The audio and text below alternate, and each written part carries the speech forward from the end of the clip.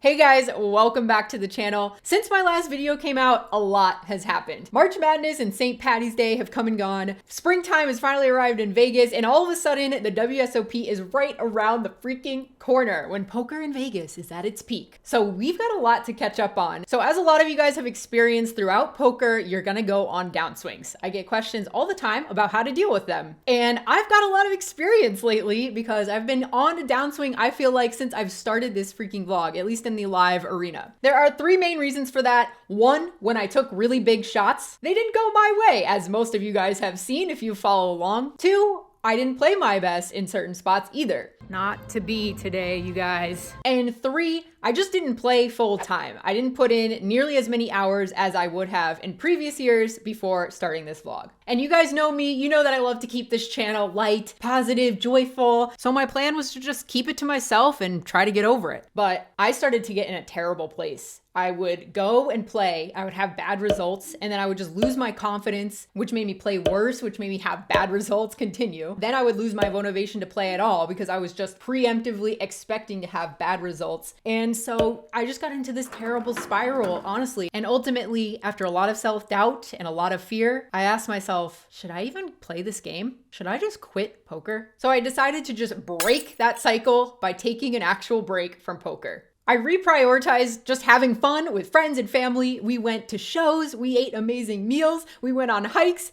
we explored the city, and we even ran into some wild horses. And doing all of that stuff inspired me to just make a brand new channel to show you guys everything I love in Vegas, not poker related. It's called Ash Does Vegas. You guys should subscribe if you haven't checked it out. I did WSOP videos, I went on Nikki Limo and Caitlin Komeski's podcast, just so much stuff. And eventually, with enough space and enough time, I started to miss poker. To try and get out of this funk, Jesse and I decided to go down and play cash games just for a few hours to have fun and then go on a date night afterwards. So I sit down at a 2-5 table with 700 bucks.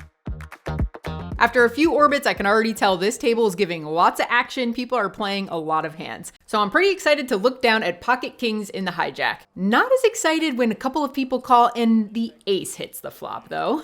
So when the small blind player checks it to me, I also check and the cutoff checks behind. The turn brings some open-ended draws, but not much else. So when the small blind checks to me, I think this is a close decision between betting and checking. The reason that I decided to check in this instance was because cutoff was an aggro sort of reg that took advantage of all these spots where his opponents showed weakness. So I decided to check, and he does follow through with a bet of $25. The small blind takes no time before calling. Even though we've got a bet and a call and there's an ace out there, I'm not gonna get rid of my kings that easily. So I also call, and the river is another ace. So that's really good news for me. Makes it less likely that these guys have an ace. Small blind checks to me. I'm going to follow suit and check. Just waiting on the cutoff to flick in another bluff, but he doesn't. He just checks behind, and it's interesting to note what the small blind turns over. Yeah, so he turned an open ender. First of all, he's calling that from the small blind, 5-4 offsuit.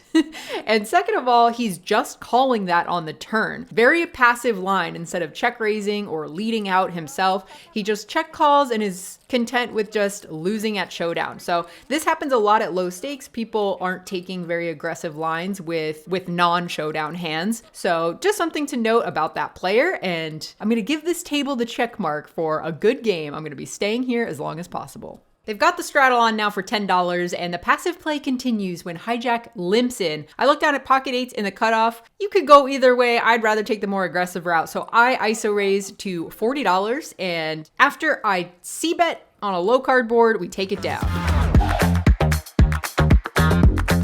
Same situation happens one orbit later. Hijack limps in a straddled pot. I ISO raise with ace king. This time, a couple of opponents are in there with me, and the board texture is not great, so we don't win that one. Next, it's my turn to get 3-bet when I open queen 10 suited in the hijack. Yet again, it's a straddled pot, but this time the straddler 3-bets on the larger side. And I know it's a pretty hand, it's a suited Broadway, but exploitably, I just make the fold. I think this is kind of on the fence anyway, this type of hand. It's going to be dominated a lot by the things that he's 3-betting me with. And I just think that in live poker, especially at this table so far, the passive play leads me to believe that when they are aggressive, they are probably more value heavy. So I make the fold. That being said, this next hand is a slightly different situation, so let's get into it. I still have around what I bought in for at $650 when I look down at ace queen off under the gun. I'm gonna raise it up to $15 and I get 2 callers from early position. Under the gun 1 and low jack both call. Then hijack, who is the same person who just 3-bet me from the big blind, 3 bets to only $50. Folds all the way back to me, and I say it like that because $50 is very small in relation to the size of the pot already with these 2 callers in between. And I just think that based on his sizing last time he 3-bet me, that this is a little weaker, and he's just trying to capitalize on all this dead money out there. So with an ace and a queen in my hand, it's offsuit, I open early position. I think I'll get a lot of credit if I turn this into my 4-bet bluff. I don't want to be calling this hand out of position. It doesn't play well in multi-way pots, so I could just fold, but I'm gonna get a little bit aggro here and I make it $165 to go. My heart starts pounding, I'm getting a little sweaty. It's always a little harder to bluff when you're playing live versus online. So when it's back to the hijack, he goes into the tank for a really long time. Eventually though, I get the good news as he folds pocket tens face up. Oh, I give you too much respect. I don't know. One of these. Thank you. Huh? You give it too much Well, she respect. didn't raise with pocket nines here. Let's put it down. I mean, ace king is worse. All right, buckle up for this next one. The under the gun 2 player opens to $10, just a min raise. This is the guy who showed down the 5 high earlier. Small blind gets in there. He's been playing a lot of hands. He makes the call, and I look down at ace king offsuit from the big blind. I decide on a sizing of $60. Both opponents make the call, so we're in a pretty bloated pot. I started this hand with $600, so already a huge portion of my stack is represented in the middle. The flop comes out queen, jack, 10.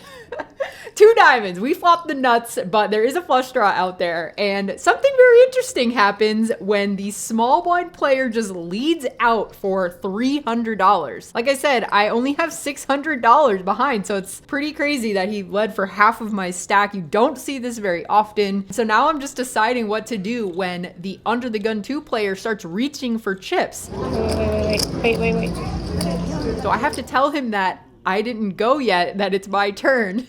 So he pulls back. So now I'm like, okay, I don't want to deter him from putting chips in the pot by going all in. So I just make the call. This is kind of gambly, I guess, but you know, either way, I'm getting my chips in the middle. And then the under the gun 2 guy takes a really long time before deciding to put the rest of the money in. Small blind snap calls. And now I'm sitting here, obviously we have the nuts. I race to put my chips in the middle. So we're all in. The dealer puts out an 8 of diamonds on the turn. Not my favorite card. It's very likely that we're dead at this point. The river is a 7 of clubs, and you guys will not believe what they showed up with. Diamond.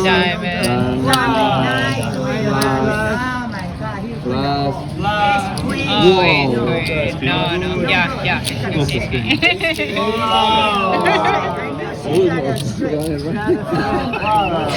So what is it? Here's a flush, yeah. I said. Small blind, 9-3 of diamonds. Because why not? Why wouldn't you call $60 pre-flop with 9-3 diamonds?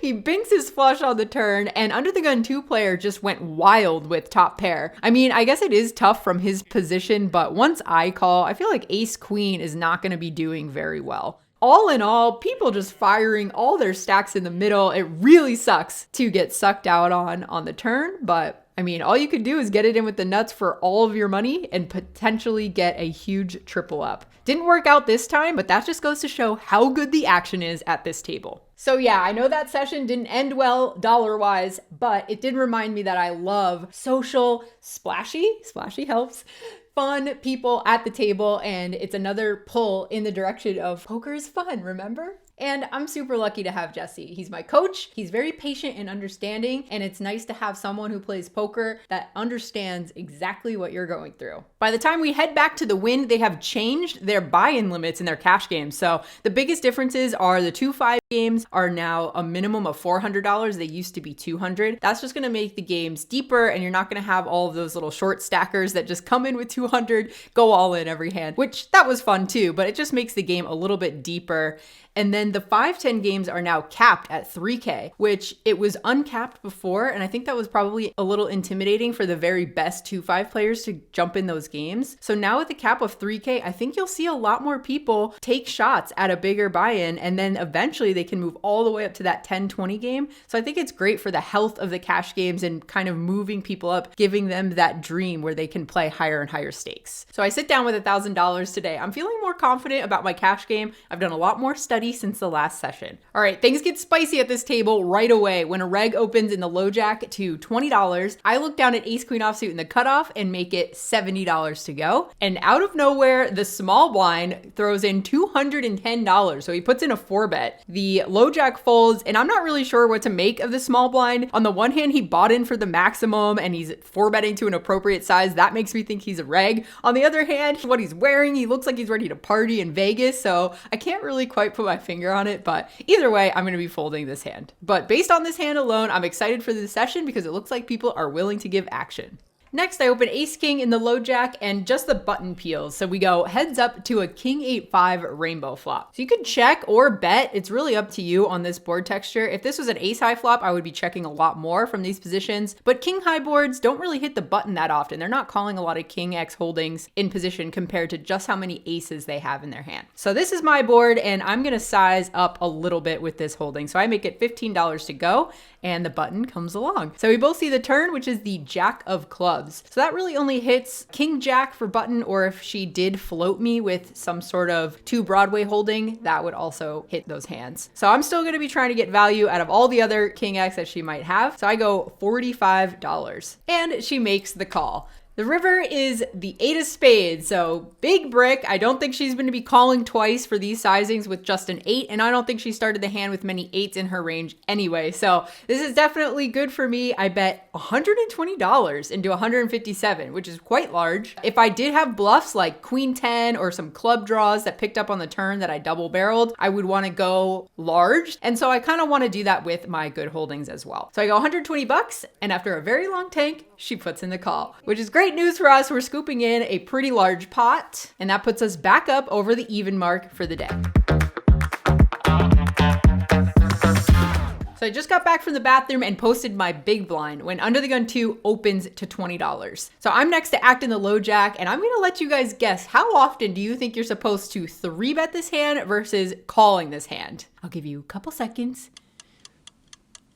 If you guessed 100% of the time, you are correct, according to the solvers of the world. Obviously, this is based on your table, but I like to just make a rule for myself that I 3-bet only from these early positions, and you're just gonna be 3-betting a really tight range, especially if you're at a table where people squeeze behind a lot, which this table was doing. You wanna be the aggressor, you wanna be putting in the money yourself. So I make it $85, which is quite large. I was trying to make it 75, which that is even still pretty big, but anyway, Under the Gun 2 does make the call. So once I realized by mistake that I put out 85 instead of 75, alarm bells were kind of going off that he might have a pretty strong hand to be calling this size 3-bet. We both see the flop of Jack 5-5, 2 hearts and a diamond. He checks it over to me. I'm gonna let you guys guess again. How often do you think you are supposed to c-bet, and how often do you think you are supposed to check? Lock in your answers.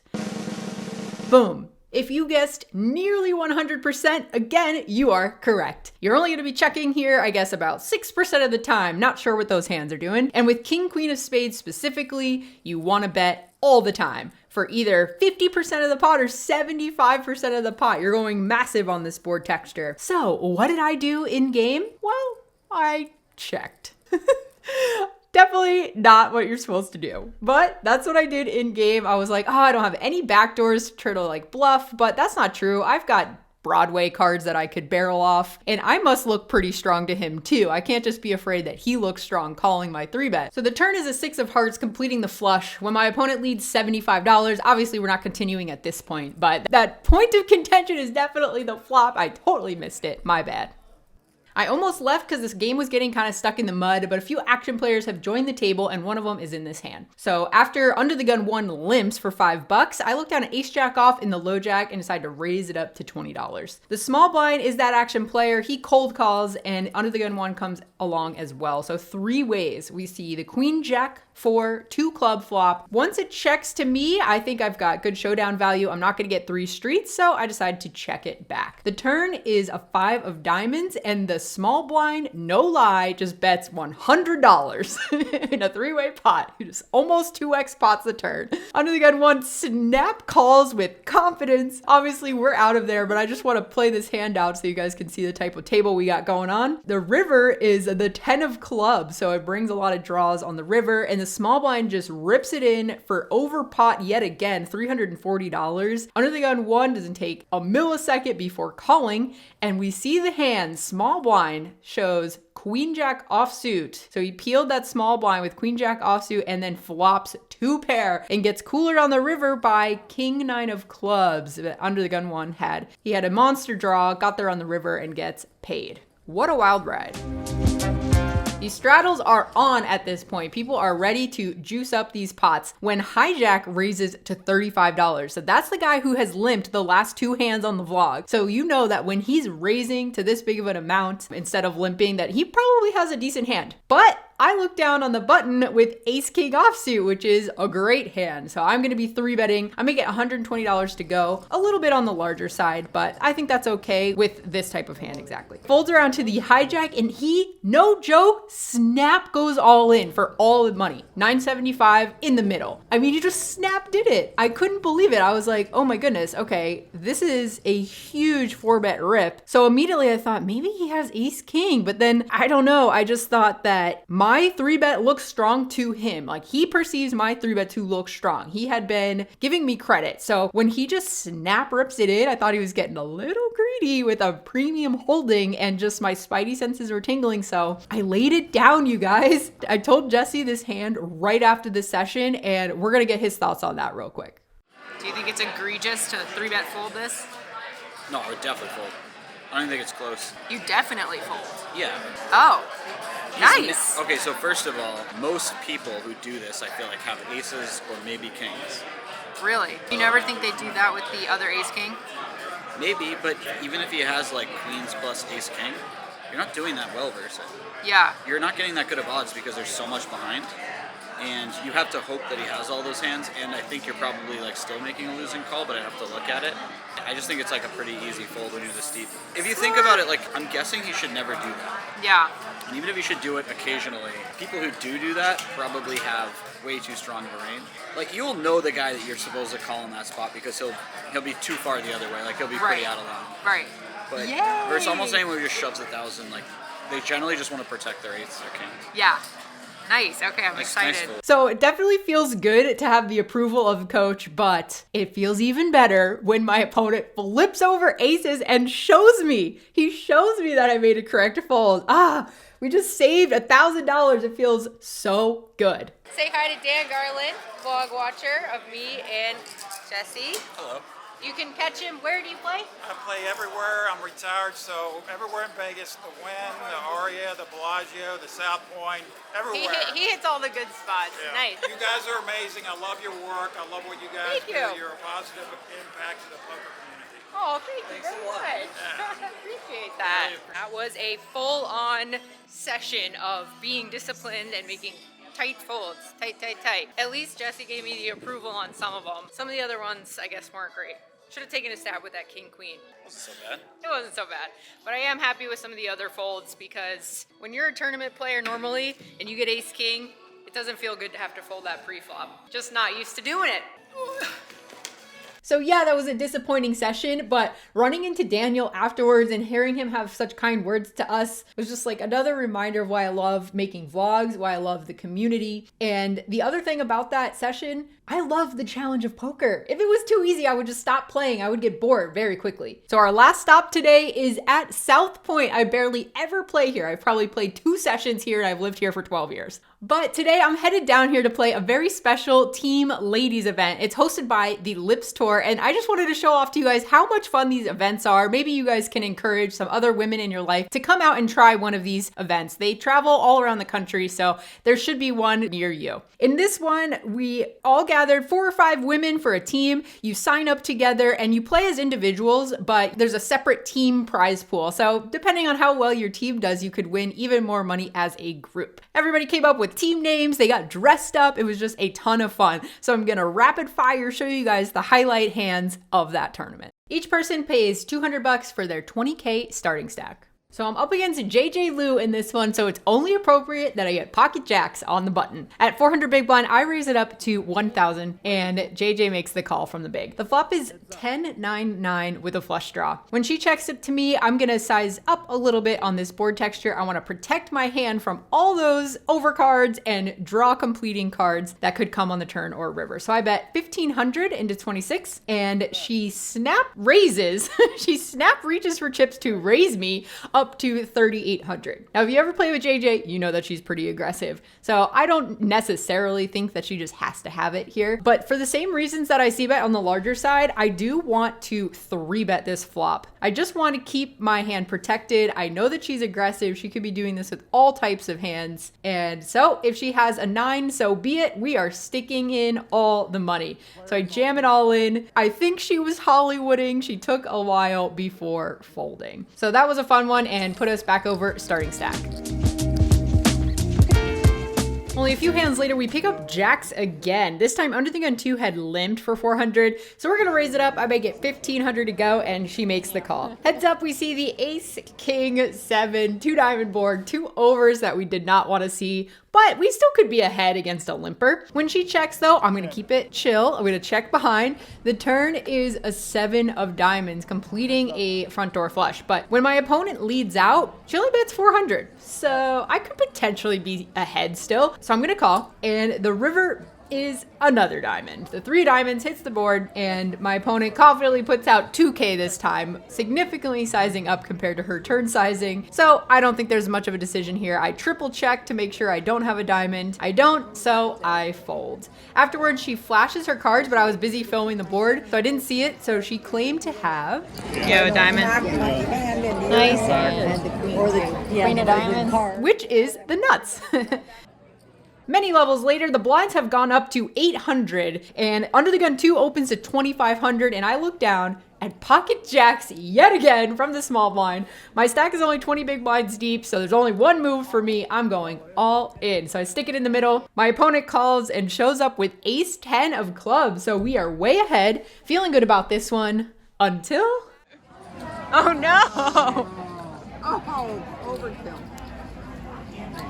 Oh, Plug me in so I can. nice hand. So we don't get there, and that is all she wrote on the South Point team event. It was a lot of fun. I really encourage you guys to get out there and try some of those off the beaten path tours at different casinos. They're a lot of fun. Playing with those ladies was amazing. The buzz, the energy in the room of people who play recreationally and for fun is unmatched. It reignited my own passion after a lot of back and forth. Honestly, a lot of back and forth of seriously considering maybe I should just quit poker. Maybe it's not for me and I'm not cut out for it. These 3 sessions reminded me that I can't do that. I love this game and I want to continue. I want to finally have that moment for you guys on this channel of huge successes. But to get there, I have to take a much more professional approach to how I do things. So I asked Jesse for help, and he's helped me come up with a tournament bankroll challenge that we're gonna be doing in all the vlogs going forward until I complete the challenge. I'll give you more details in the next one. Essentially, we're gonna be trying to turn 20K into 100K, and I'm gonna be showing you week by week how we're doing.